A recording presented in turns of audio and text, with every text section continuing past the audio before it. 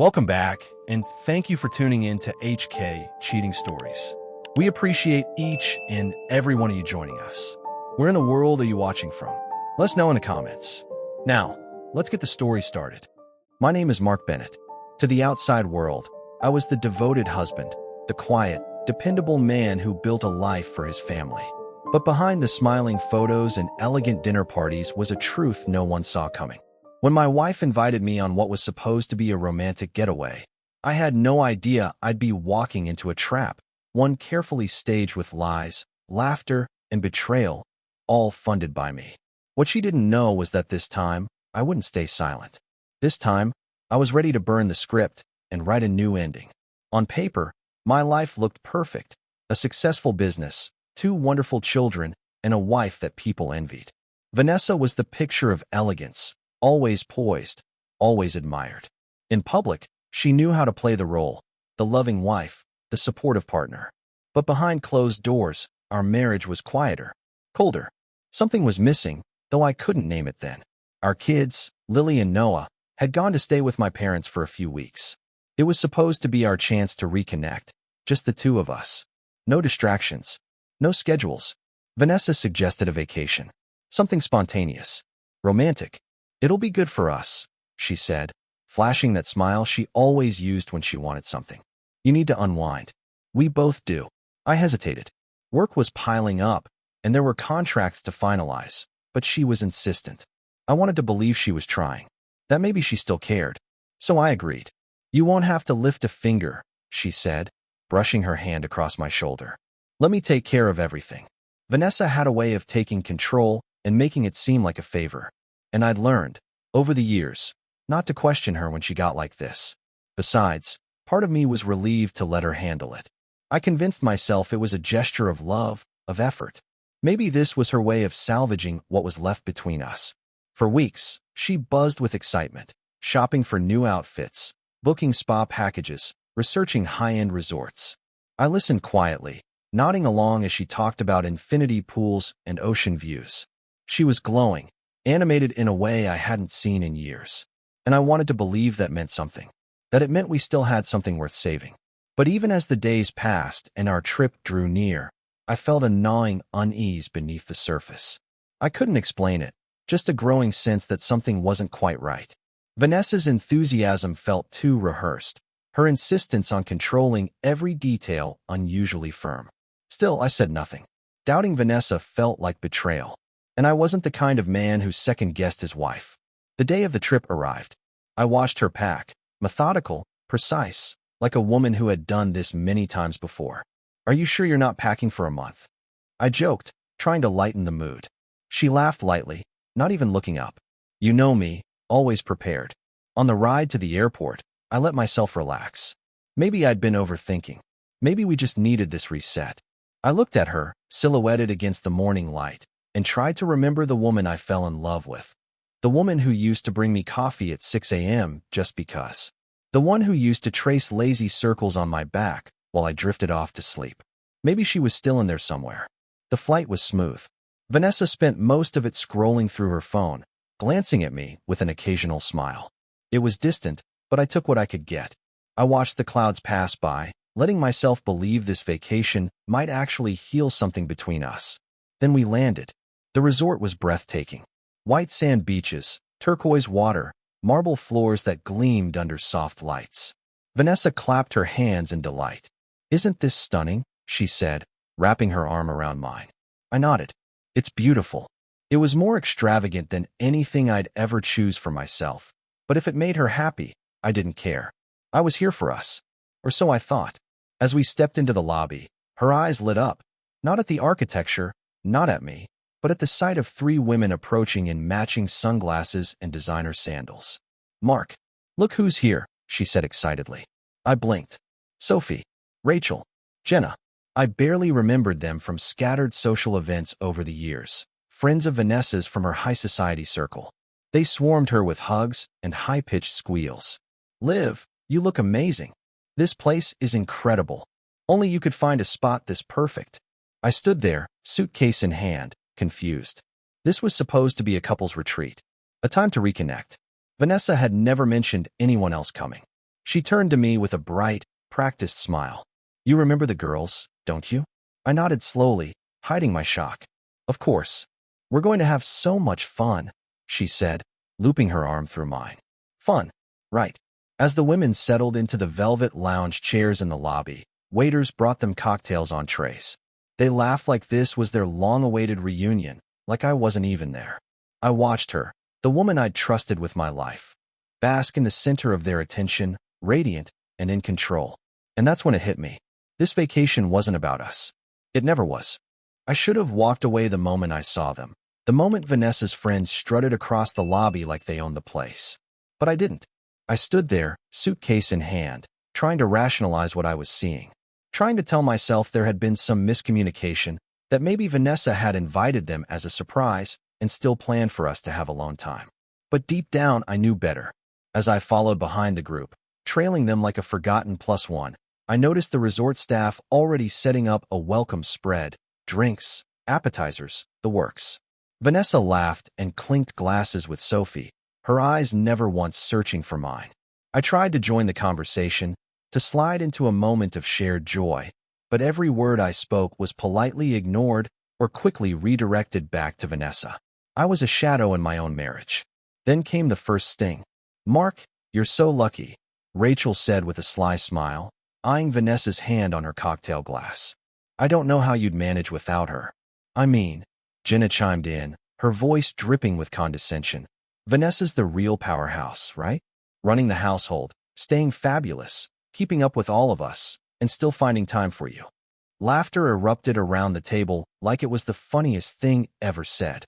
I forced a smile, nodding while the inside of my chest burned. I glanced at Vanessa. She didn't defend me. In fact, she doubled down. Well, someone has to keep things running, she said with a wink. Mark's got his business, but I'm the glue that holds it all together. They toasted to that, glasses raised in a mock salute. I sipped my drink in silence, swallowing more than just liquor. What had I walked into? As the night wore on, their conversations drifted toward luxury vacations, designer bags, and spa treatments.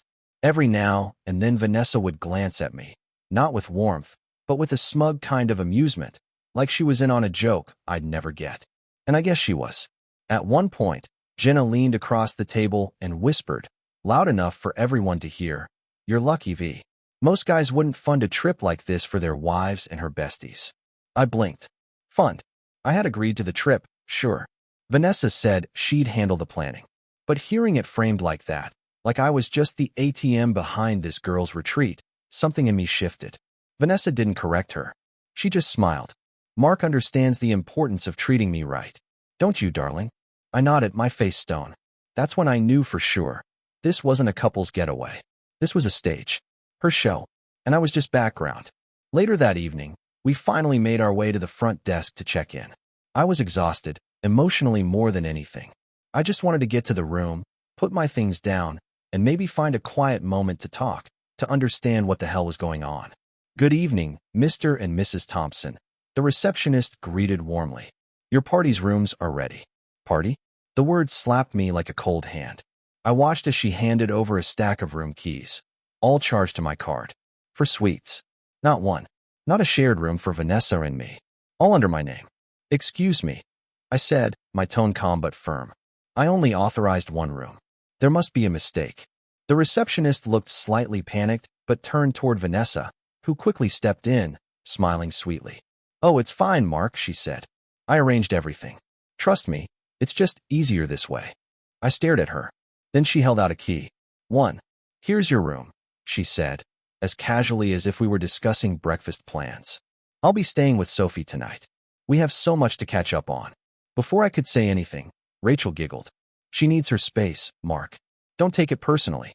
We reserved rooms only for the elites, Jenna added with a smirk.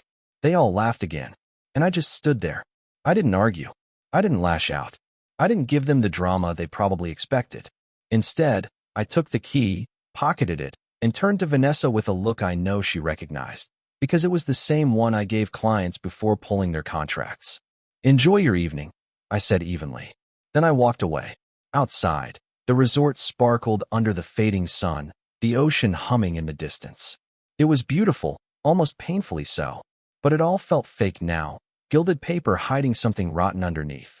I stood there, breathing in the salt air, letting the anger settle into something colder. This wasn't a misunderstanding. This wasn't a scheduling error. This was betrayal, and I was done pretending not to see it. I didn't sleep that night. I laid on the bed in the standard suite. Neat, clean, sterile, staring at the ceiling, listening to the faint echoes of laughter from the hallway. Their laughter. Her laughter. Vanessa had made herself perfectly comfortable in a different room, with her friends, her world, while I was reduced to a guest in my own marriage. At first, I told myself I needed clarity. That maybe I was overreacting. That maybe there was some hidden reasoning, some kind of explanation she hadn't shared yet.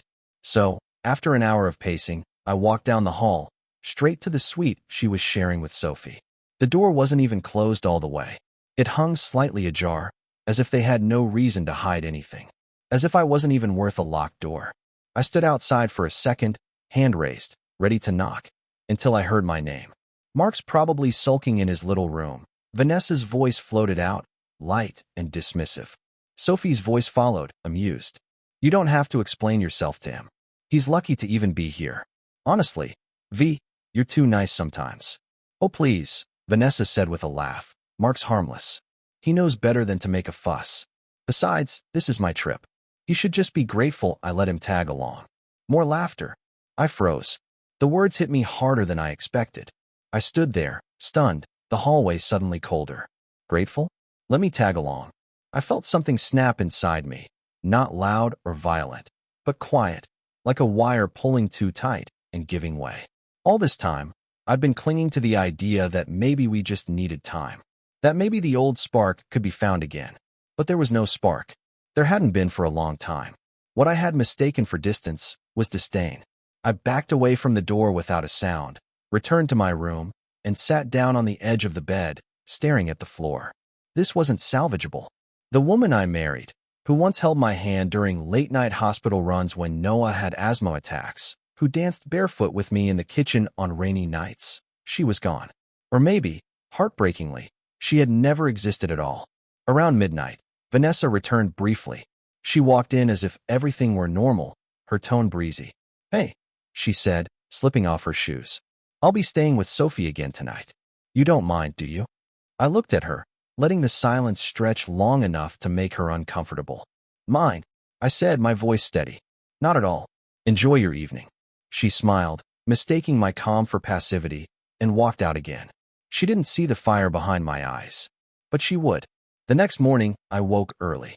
I didn't pack in anger. I didn't storm out. I moved methodically, calculating each step like I was preparing a merger or a hostile takeover. Because that's what this was now, a hostile separation. I walked down to the front desk, handed over my key, and spoke calmly to the receptionist. I'll be checking out early. Also, please ensure all remaining charges to my account are canceled immediately. The receptionist blinked. Yes, sir. Are you sure? Absolutely. I walked out of that resort without a backward glance, slid into the back seat of a waiting cab, and pulled out my phone. I opened my banking app and started disconnecting every single card linked to Vanessa's name. One by one. Spa card. Gone. Platinum travel card. Gone. Her luxury boutique account. Frozen. She wanted independence. She could have it. Starting now. Then, I made the call that sealed everything. Rebecca, I said when my lawyer answered. It's Mark. I need you to begin drafting divorce papers. Today. There was a pause. Understood, she said, no questions asked. She'd been my legal counsel for over a decade. She knew I didn't make decisions lightly. By the time I got home, a strange calm had settled over me. Not numbness. Not rage. Clarity. Vanessa had made her choice. And I was finally making mine. I stood in my office, the place I'd made countless life-altering decisions, and I made one more. I wasn't going to be used anymore. Not by her. Not by anyone. That night, I poured myself a drink, leaned back in my chair, and watched the sun dip below the horizon from the safety of home. I imagined Vanessa waking up late, reaching for her phone at the resort, swiping her platinum card for room service, only for it to be declined. I smiled. She had mocked me in front of her friends, treated me like a wallet, a background actor in her little show. But that show was over, and she was about to find out exactly what it felt like to be cut out of the script. By the time I arrived home, the weight of my decision hadn't just settled, it had rooted itself deep within me. I wasn't second-guessing anything. Not the early checkout, not the call to my lawyer, and certainly not the financial shutoff.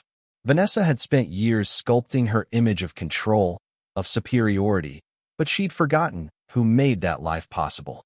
And now, she was going to feel the silence where my support used to be.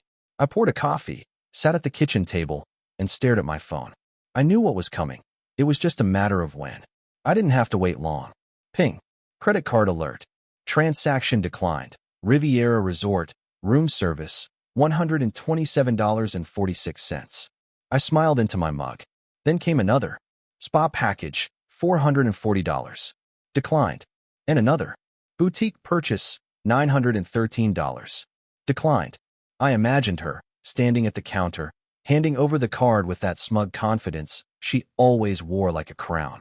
And then, the flicker of confusion, the embarrassment creeping in, the awkward glances exchanged with her entourage. Good. Let it burn. By mid-afternoon, the call started. The screen lit up with her name, first once, then again, then again. I didn't answer.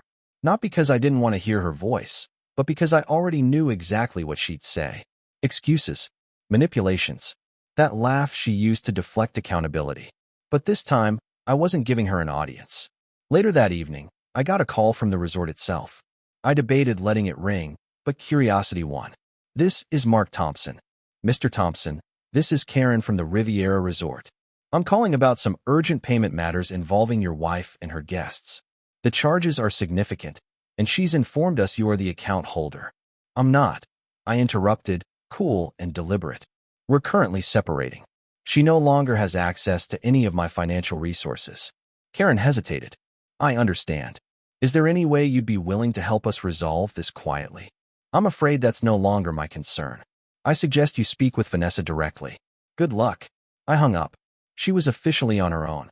Back at the resort, things were unraveling quickly. Her friends, so eager to drink her champagne and bask in her curated version of luxury, were now witnessing the collapse.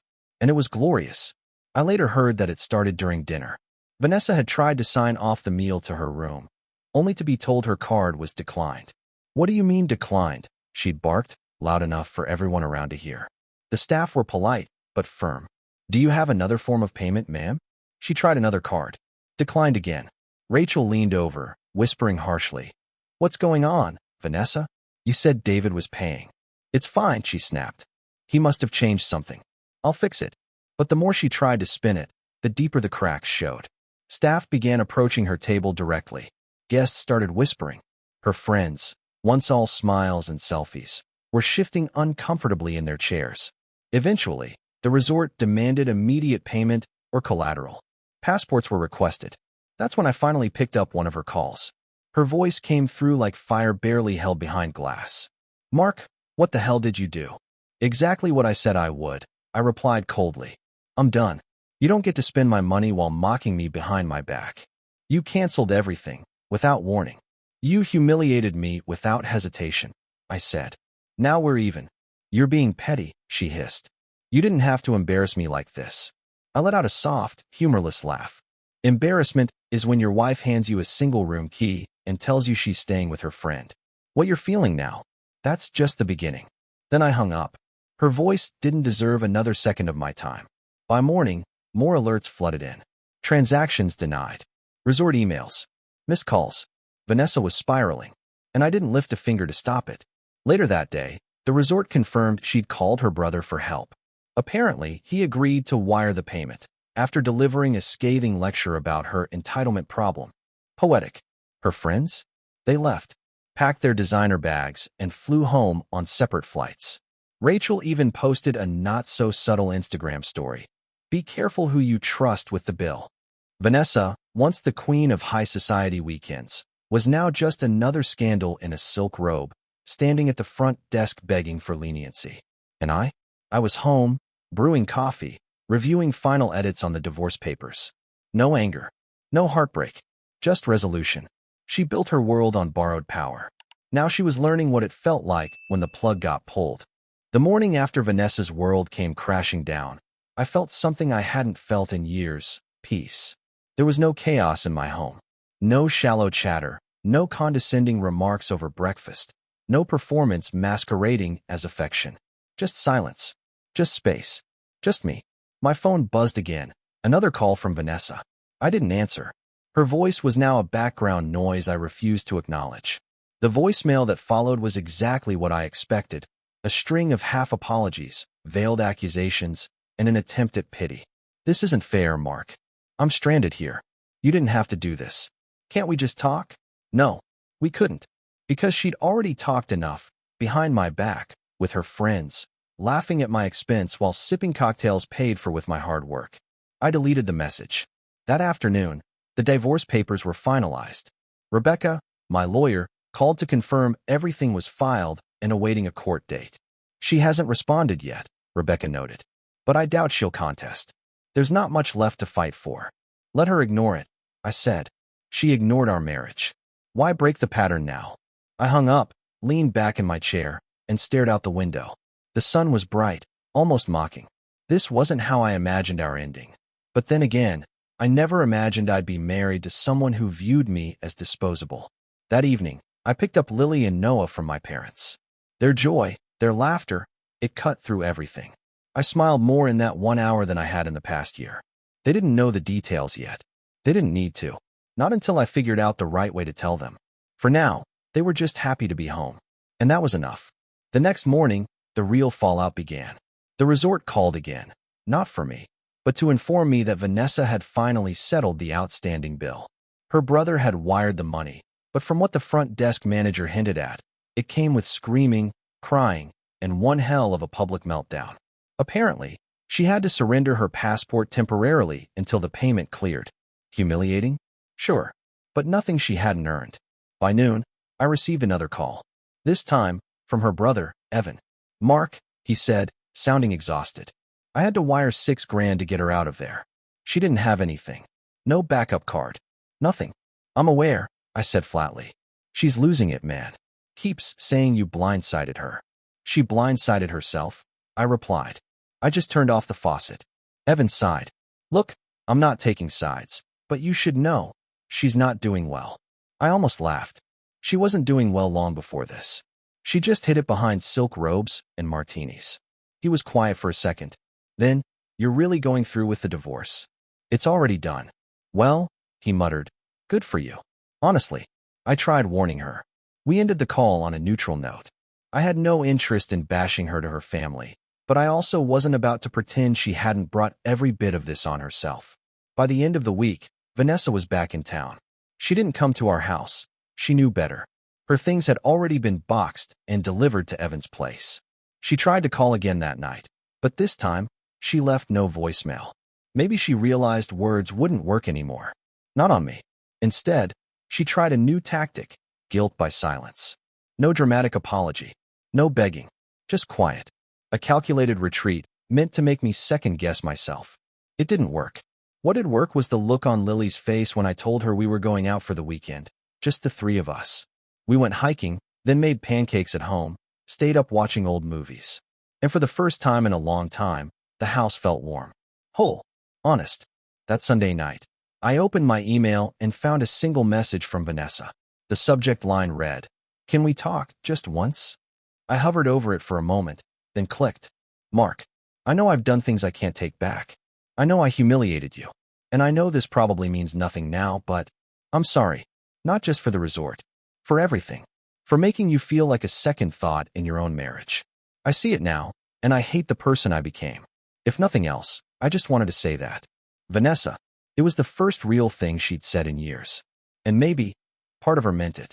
But I didn't reply. Some apologies come too late. Not because they aren't sincere, but because they arrive after the damage is already done. After the rot has already set in. After you've already rebuilt yourself from the pieces someone else shattered. And I wasn't about to break again just because the person who dropped me finally looked down. By the time Monday rolled around, Vanessa's carefully curated image had already started to crumble, publicly. The whispers began where she once thrived, within the social circles that had once hung on her every word. The women she'd dazzled at fundraisers, the friends who bragged about her connections, the same ones who sipped champagne in private lounges she convinced me to bankroll. They were now sharing stories of the resort disaster like it was the week's hottest gossip. I didn't have to say a word. She exposed herself. Clips from the hotel went viral. I didn't even know someone had recorded it until a colleague pulled me aside. "Dude, you've seen this, right?" He handed me his phone. There she was, Vanessa Thompson, red-faced, arguing at the front desk while a staff member calmly explained resort policy. The words "declined" and "no alternative payment method" echoed from the recording. In the background, her so-called friends stood awkwardly, one of them even recording the video. Loyalty clearly died the moment the perks ran out. The caption read, "When the card stops swiping and the lies catch up." I returned the phone, my face unreadable. Inside, I was stunned. Not because it happened, but because the woman who once controlled every narrative had lost control of her own. Later that day, Evan called again. "She's losing it," he said without preamble. "I mean, Mark, I've seen her crack before, but this is different. She's barely sleeping, refusing to leave the house. She tried to go to one of her ladies' brunches yesterday, and no one showed up. Not even Rachel." Rachel posted the video. I muttered, "Yeah." She told her it was for awareness. I almost laughed. Almost. Evan exhaled loudly. "Look, I know she's not your problem anymore, but she's unraveling, man. She unraveled the moment she decided to humiliate me.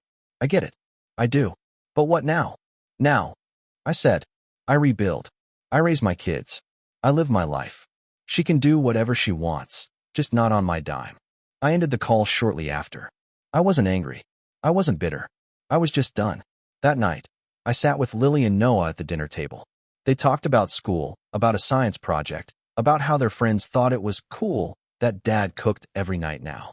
It was quiet, simple, real, and for the first time in what felt like forever, I felt whole. But I knew there was still one storm left to weather. The kids. They didn't know the truth, not all of it. But I couldn't let them hear it through rumors or whispers. They deserved honesty without the venom.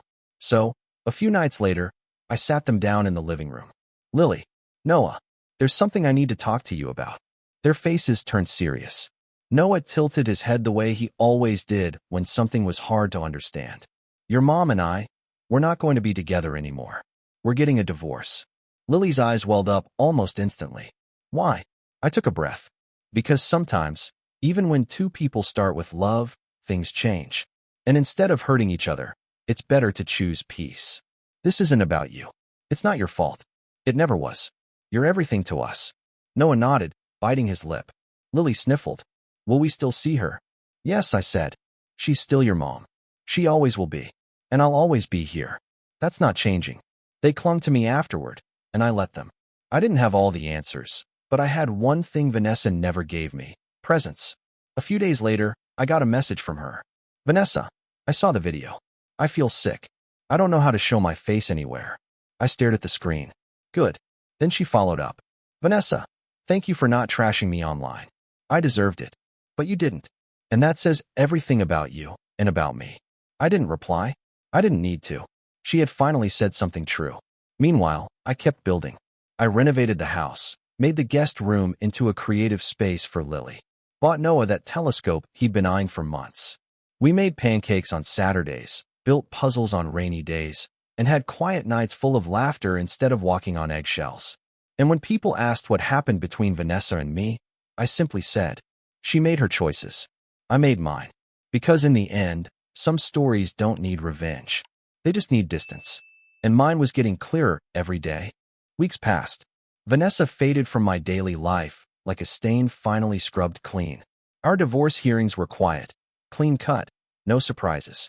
Her lawyer tried to argue for assets, but with every receipt, every transaction, every viral video, the judge saw right through her narrative. Rebecca, my attorney, handled it like a precision strike.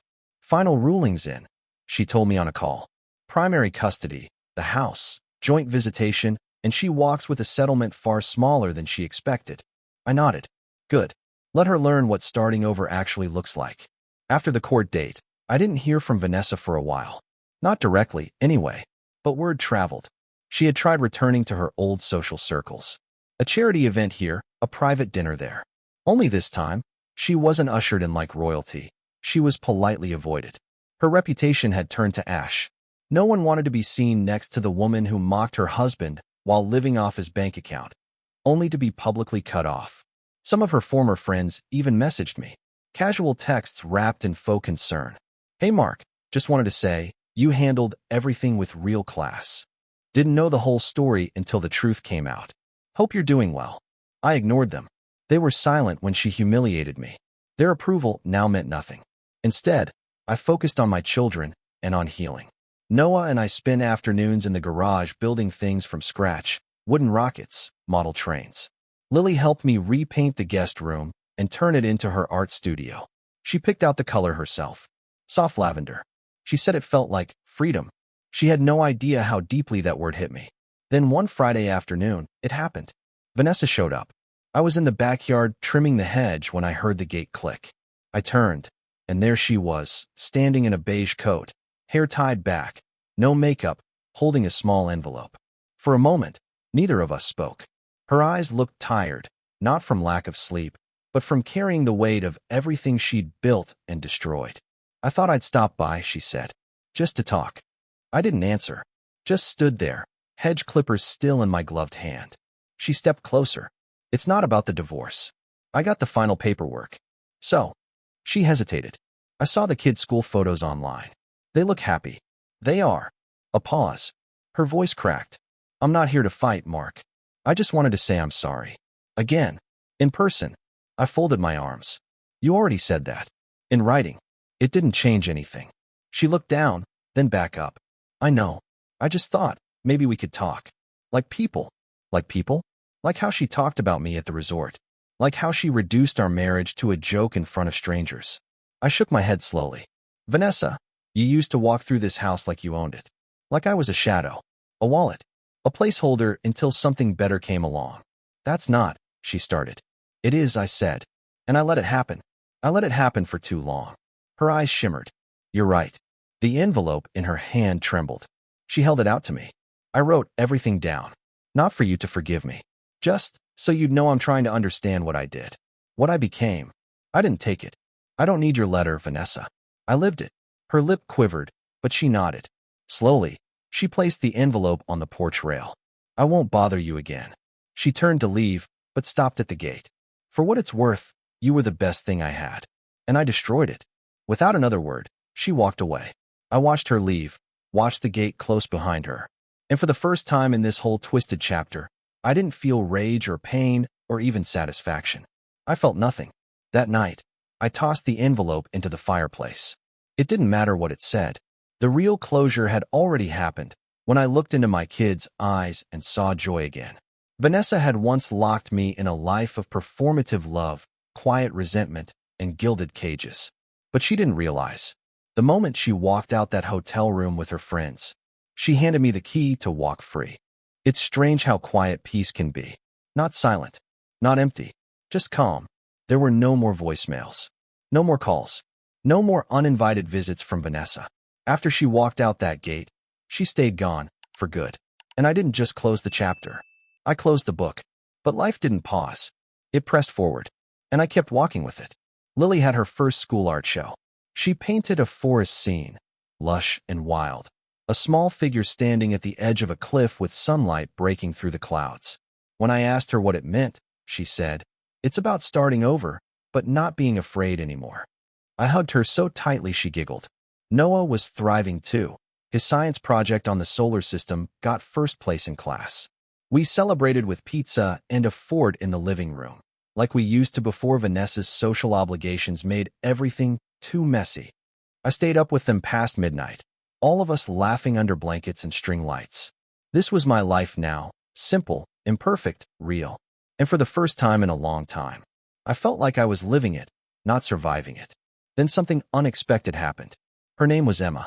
We met through a mutual friend. Nothing forced, no awkward setups. Just coffee, a shared interest in books, and conversations that felt like fresh air. She was grounded, kind, didn't care about appearances or social prestige. She asked me about Lily and Noah first, before anything else. And when I told her the truth about my past, she didn't flinch. She just listened.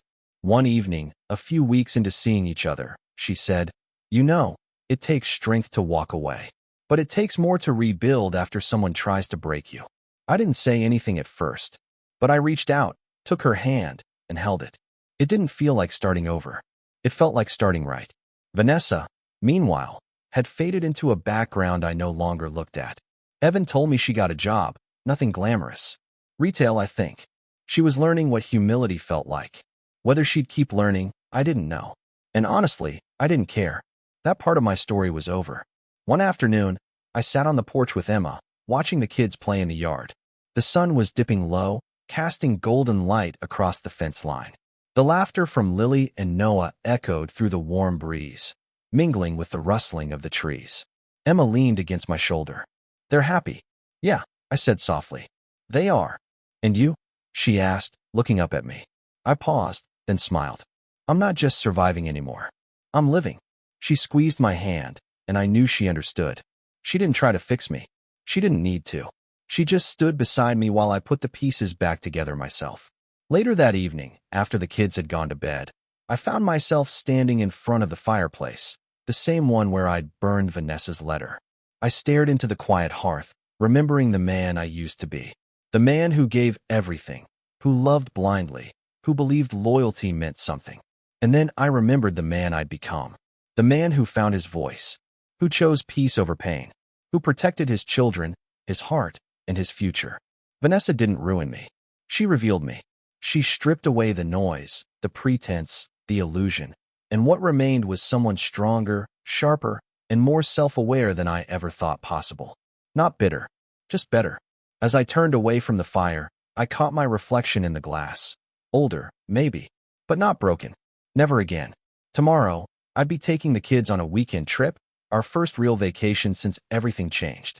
This time, no surprises, no strangers, no betrayal, just us, the road, and a new beginning. And maybe, just maybe, Emma would come too. Not as a replacement, not as a reward, but as someone who met me where I was, after the wreckage, and chose to walk beside me anyway. I turned out the lights, locked the doors, and headed upstairs to check on the kids one last time. Lily had kicked the blankets off again. Noah was hugging his stuffed astronaut like it was a lifeline to another planet. I covered them gently and whispered, "We're okay now." And we were. Because the woman who tried to break me gave me the one thing I never expected. Freedom. And I wasn't wasting it. In the quiet that followed, as life settled into something real and lasting, I found myself reflecting on the lessons buried beneath the pain. And if there's one thing I've learned, especially now, as a man older, wiser, and finally at peace, it's this: loyalty means nothing if it's not mutual. We give so much of ourselves, time, effort, love, believing that sacrifice will be enough. But sacrifice without respect becomes a slow erosion of who you are. And no matter how long you've been with someone, if they no longer see your worth, it's not too late to walk away. For those of us in the later chapters of life, that truth can feel harder to accept. We were raised to endure, to keep the peace, to hold the family together no matter the cost. But peace that costs your dignity isn't peace at all. So here's what I'd say to anyone standing where I once stood: know your value. Protect your peace. And don't mistake endurance for love. Life doesn't end when someone walks away. It begins when you decide you deserve more. Because sometimes, the greatest second chance is the one you give yourself.